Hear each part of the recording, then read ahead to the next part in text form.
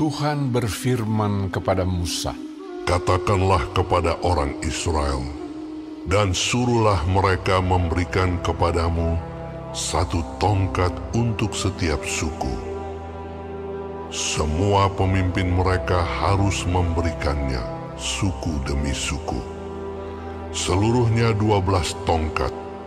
Lalu tuliskanlah nama setiap pemimpin pada tongkatnya. Pada tongkat Lewi harus kau tuliskan nama Harun. Bagi setiap kepala suku harus ada satu tongkat.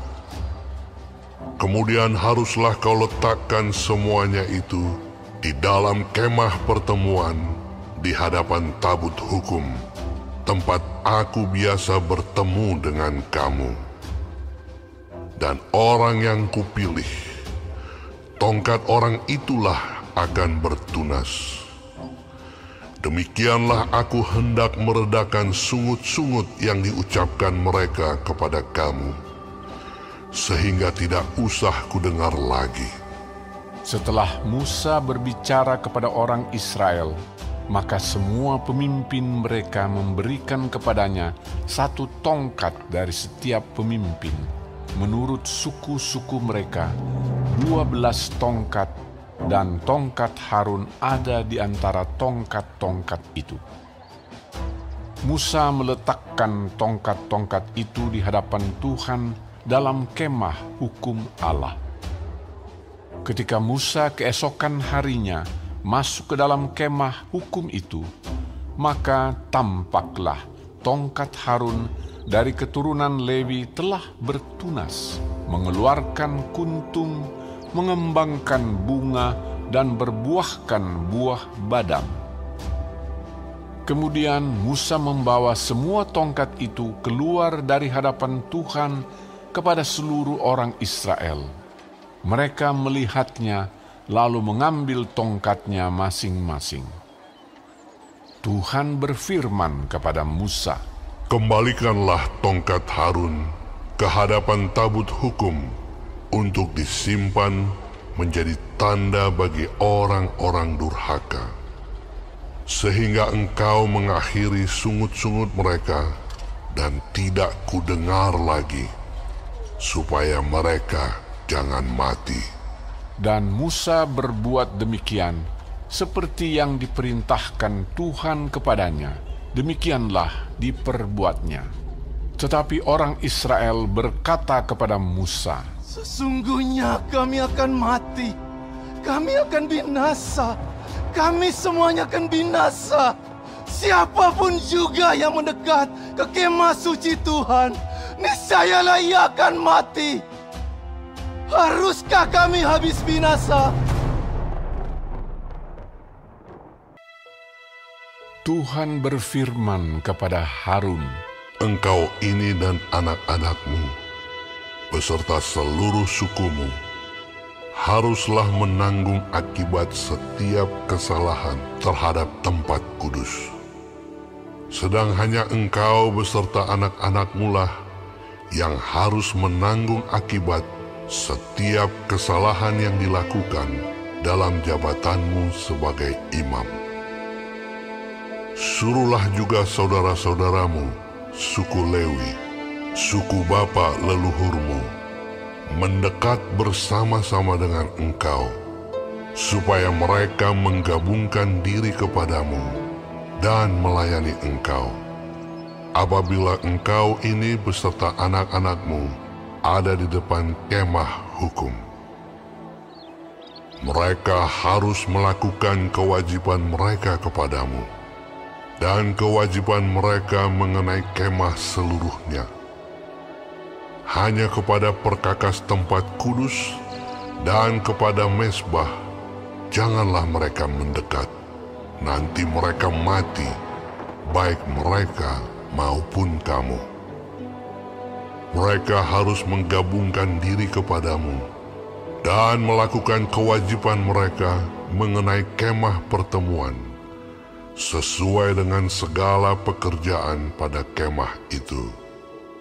Tetapi orang awam jangan mendekat kepadamu.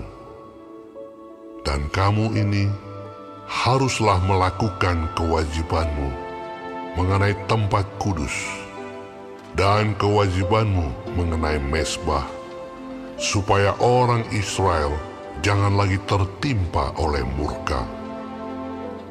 Sesungguhnya aku ini telah mengambil saudara-saudaramu, orang Lewi, dari tengah-tengah orang Israel sebagai pemberian kepadamu, sebagai orang-orang yang diserahkan kepada Tuhan untuk melakukan pekerjaan pada kemah pertemuan. Tetapi engkau ini, beserta anak-anakmu, harus memegang jabatanmu sebagai imam dalam segala hal yang berkenaan dengan mezbah dan dengan segala sesuatu yang ada di belakang tabir, dan kamu harus mengerjakannya. Sebagai suatu jabatan pemberian, aku memberikan kepadamu jabatanmu sebagai imam itu. Tetapi orang awam yang mendekat harus dihukum mati. Lagi berfirmanlah Tuhan kepada Harun, Sesungguhnya aku ini telah menyerahkan kepadamu pemeliharaan persembahan-persembahan khusus yang kepadaku. Semua persembahan kudus orang Israel kuberikan kepadamu dan kepada anak-anakmu sebagai bagianmu. Itulah suatu ketetapan untuk selama-lamanya. Inilah bagianmu dari segala persembahan-persembahan yang maha kudus itu, yaitu dari bagian yang tidak harus dibakar. Segala persembahan mereka yang berupa korban sajian, korban penghapus dosa, dan korban penebus salah, yang dibayar mereka kepadaku, itulah bagian maha kudus yang menjadi bagianmu dan bagian anak-anakmu. Sebagai bagian maha kudus, haruslah kamu memakannya. Semua orang laki-laki boleh memakannya. Haruslah itu bagian kudus bagimu. Dan ini pun adalah bagianmu, persembahan khusus dari pemberian mereka yang lain, termasuk segala persembahan unjukan orang Israel. Semuanya itu kuberikan kepadamu dan kepada anak-anakmu laki-laki dan perempuan bersama-sama dengan engkau. Itulah suatu ketetapan untuk selama-lamanya. Setiap orang yang tahir dari seisi rumahmu boleh memakannya. Segala yang terbaik dari minyak dan segala yang terbaik dari anggur dan dari gandum, yakni yang sebagai hasil pertamanya dipersembahkan mereka kepada Tuhan, aku berikan kepadamu. Hulu hasil dari segala yang tumbuh di tanahnya, yang dipersembahkan mereka kepada Tuhan, adalah juga bagianmu. Setiap orang yang tahir dari seisi rumahmu boleh memakannya. Semua yang dikhususkan bagi Tuhan di antara orang Israel menjadi bagianmu. Semua yang terdahulu lahir dari kandungan segala yang hidup, yang dipersembahkan mereka kepada Tuhan, baik dari manusia maupun dari binatang, adalah bagianmu. Hanya haruslah kamu menebus anak sulung manusia, juga anak sulung binatang yang najis, haruslah kamu tebus. Mengenai uang tebusannya, dari sejak berumur 1 bulan, haruslah kau tebus menurut nilainya, yakni 5 sikal perak ditimbang menurut sikal kudus. Sikal ini 20 kera beratnya. Tetapi anak sulung lembu, domba, atau kambing janganlah kau tebus. Semuanya itu kudus. Darahnya haruslah kau siramkan pada mezbah, dan lemaknya kau bakar sebagai korban api-apian, menjadi bau yang menyenangkan bagi Tuhan. Tetapi dagingnya adalah bagianmu, sama seperti dada persembahan dan paha kanan. Segala persembahan khusus, yakni persembahan kudus yang dipersembahkan orang Israel kepada Tuhan, aku berikan kepadamu dan kepada anak-anakmu laki-laki dan perempuan bersama-sama dengan engkau. Itulah suatu ketetapan untuk selama-lamanya. Itulah suatu perjanjian garam untuk selama-lamanya di hadapan Tuhan bagimu serta bagi keturunanmu. Tuhan berfirman kepada Harun, Di negeri mereka engkau tidak akan mendapat milik pusaka, dan tidak akan beroleh bagian di tengah-tengah mereka. Akulah bagianmu dan milik pusakamu di tengah-tengah orang Israel.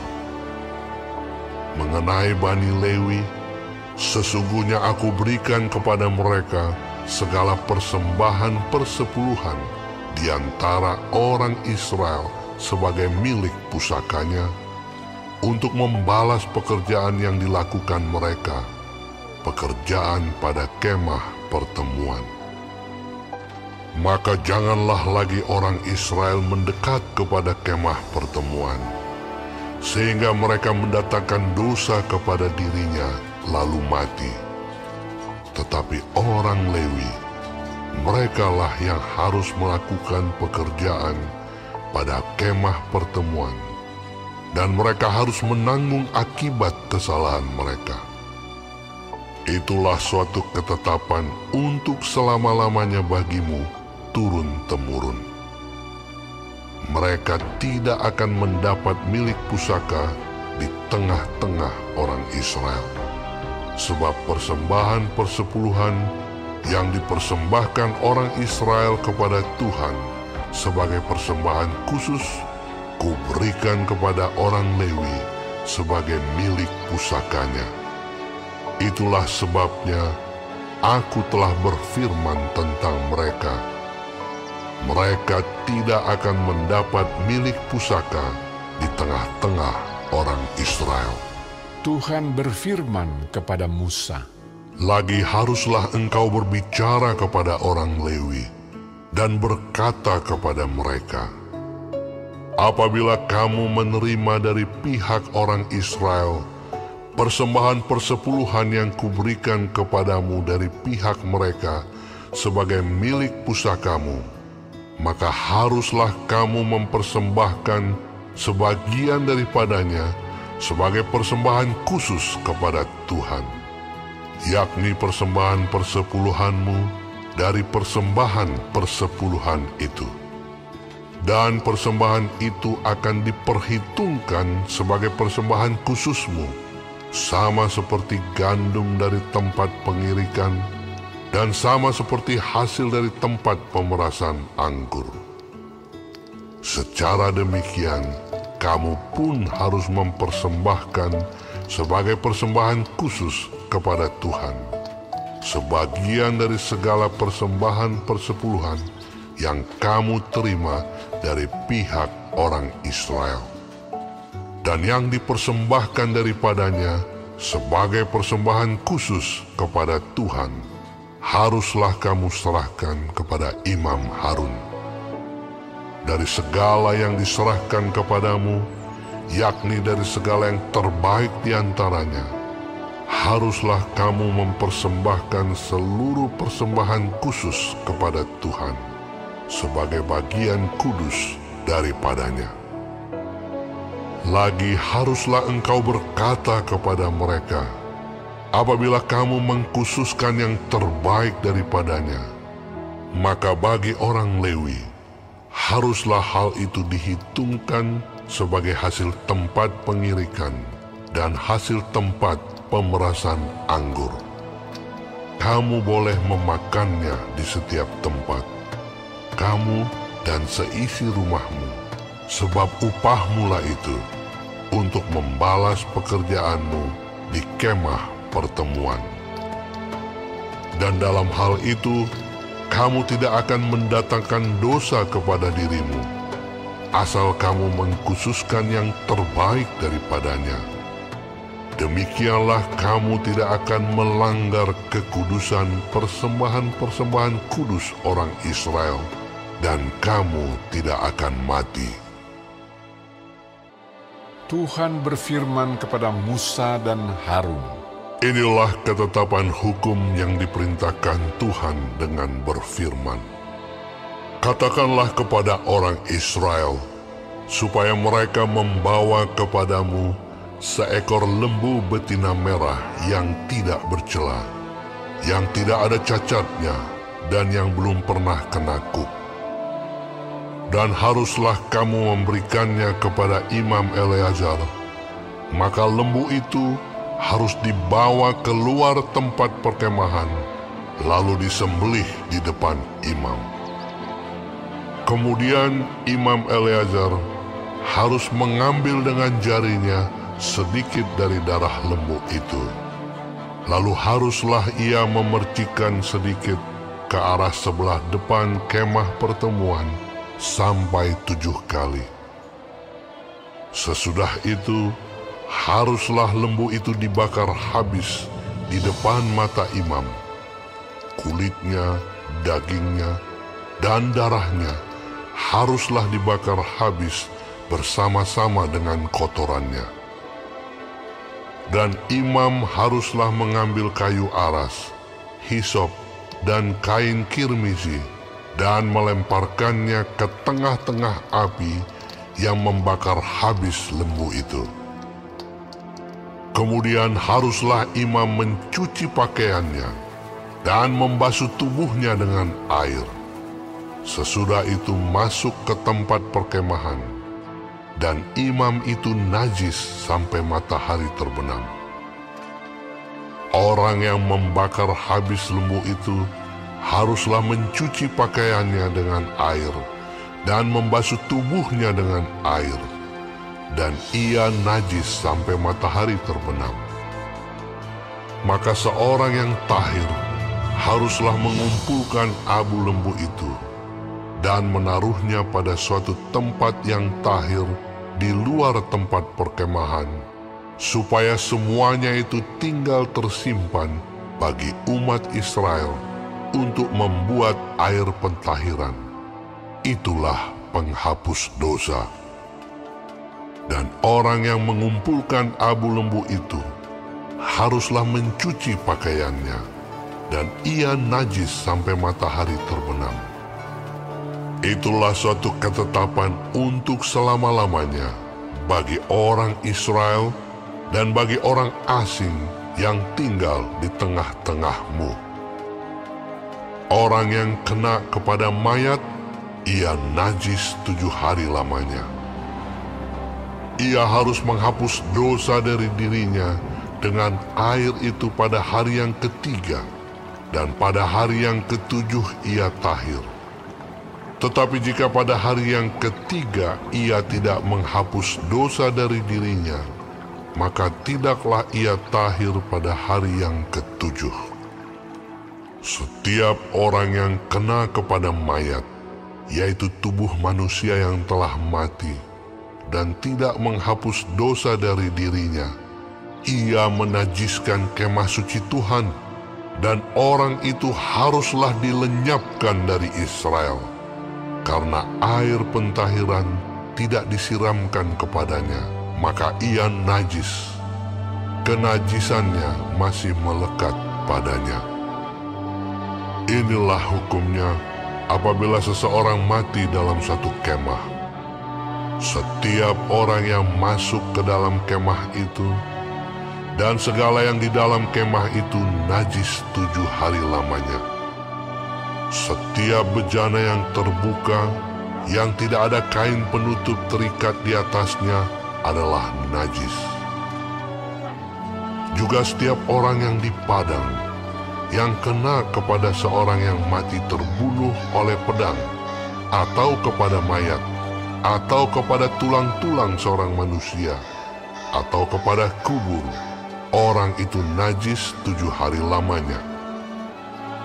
Bagi orang yang najis, haruslah diambil sedikit abu dari korban penghapus dosa yang dibakar habis. Lalu di dalam bejana abu itu dibubuhi air mengalir. Kemudian seorang yang tahir haruslah mengambil hisop, mencelupkannya ke dalam air itu, dan memercikkannya ke atas kemah, dan ke atas segala bejana, dan ke atas orang-orang yang ada di sana, dan ke atas orang yang telah kena kepada tulang-tulang, atau kepada orang yang mati terbunuh, atau kepada mayat, atau kepada kubur itu. Orang yang tahir itu haruslah memercik kepada orang yang najis itu pada hari yang ketiga dan pada hari yang ketujuh. Dan pada hari yang ketujuh itu, haruslah ia menghapus dosa orang itu. Dan orang yang najis itu haruslah mencuci pakaiannya dan membasuh badannya dengan air, lalu ia tahir pada waktu matahari terbenam. Tetapi orang yang telah najis dan tidak menghapus dosa dari dirinya, orang itu harus dilenyapkan dari tengah-tengah jemaah itu, karena ia telah menajiskan tempat kudus Tuhan. Air pentahiran tidak ada disiramkan kepadanya, jadi ia tetap najis. Itulah yang harus menjadi ketetapan bagi mereka untuk selama-lamanya. Orang yang menyiramkan air penyuci itu, ia harus mencuci pakaiannya. Dan orang yang kena kepada air penyuci itu, ia menjadi najis sampai matahari terbenam. Segala yang diraba orang yang najis itu menjadi najis, dan orang yang kena kepadanya menjadi najis juga sampai matahari terbenam. Kemudian sampailah orang Israel, yakni segenap umat itu, ke padang gurun Zin dalam bulan pertama. Lalu tinggallah bangsa itu di Kadesh. Matilah Miriam di situ dan dikuburkan di situ.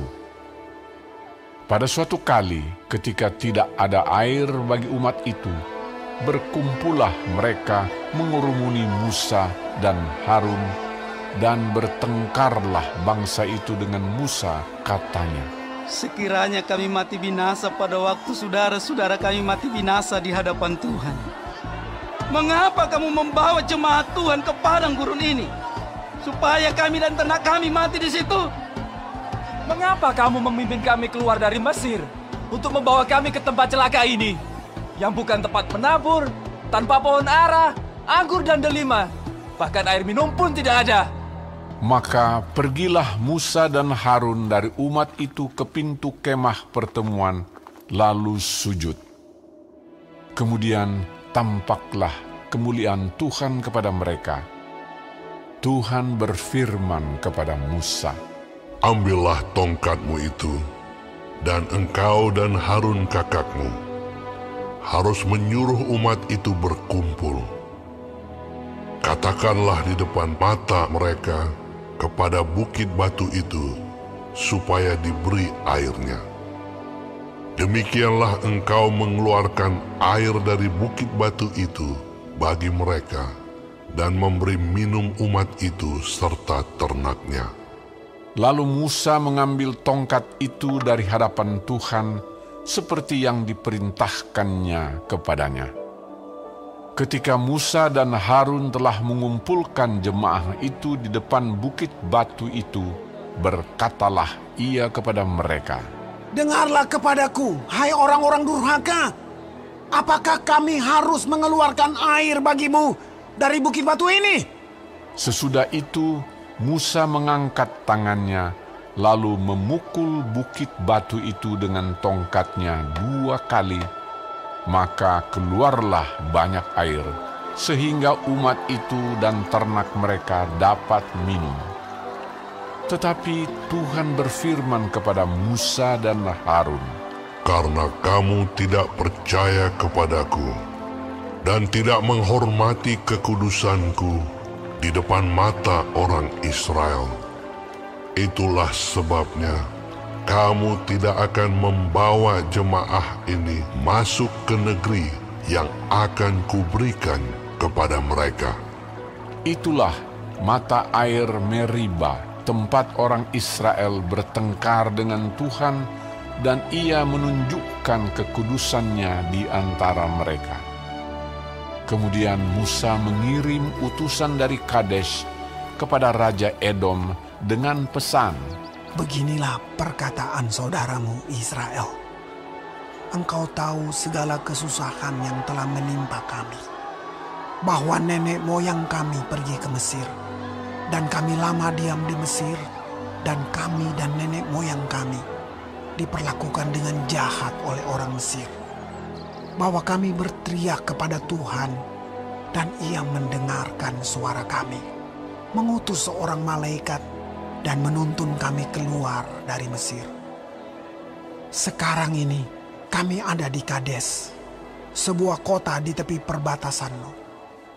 Izinkanlah kiranya kami melalui negerimu. Kami tidak akan berjalan melalui ladang-ladang dan kebun-kebun anggurmu, dan kami tidak akan minum air sumurmu. Jalan besar saja akan kami jalani, dengan tidak menyimpang ke kanan atau ke kiri, sampai kami melalui batas daerahmu. Tetapi orang Edom berkata kepada mereka, Tidak boleh kamu melalui daerah kami. Nanti kami keluar menjumpai kamu dengan pedang. Lalu berkatalah orang Israel kepadanya, Kami akan berjalan melalui jalan raya, dan jika kami dan ternak kami minum airmu, maka kami akan membayar uangnya, asal kami diizinkan lalu dengan berjalan kaki. Hanya itu saja. Tetapi jawab mereka, Tidak boleh kamu lalu. Maka keluarlah orang Edom menghadapi mereka dengan banyak rakyatnya dan dengan tentara yang kuat. Ketika orang Edom tidak mau mengizinkan orang Israel lalu dari daerahnya, maka orang Israel menyimpang meninggalkannya. Setelah mereka berangkat dari Kades, sampailah segenap umat Israel ke Gunung Hor. Lalu berkatalah Tuhan kepada Musa dan Harun dekat Gunung Hor di perbatasan tanah Edom. Harun akan dikumpulkan kepada kaum leluhurnya, sebab ia tidak akan masuk ke negeri yang kuberikan kepada orang Israel, karena kamu berdua telah mendurhaka kepada titahku dekat mata air Meriba. Panggillah Harun dan Eleazar anaknya, dan bawalah mereka naik ke Gunung Hor. Tanggalkanlah pakaian Harun, dan kenakanlah itu kepada Eleazar anaknya. Kemudian Harun akan dikumpulkan kepada kaum leluhurnya, dan mati di sana. Lalu Musa melakukan seperti yang diperintahkan Tuhan. Mereka naik ke Gunung Hor, sedang segenap umat itu memandangnya.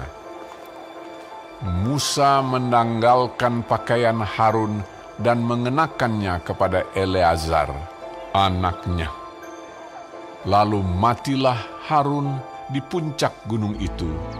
Kemudian Musa dengan Eleazar turun dari gunung itu.